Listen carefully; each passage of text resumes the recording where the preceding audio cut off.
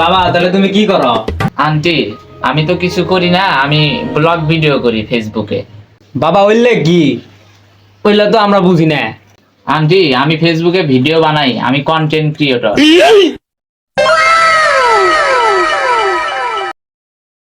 বাবা তাহলে তোমার কি মেসাল কি পছন্দ হচ্ছে?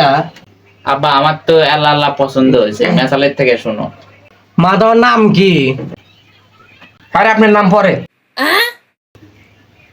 আপনার ফলোয়ার কত?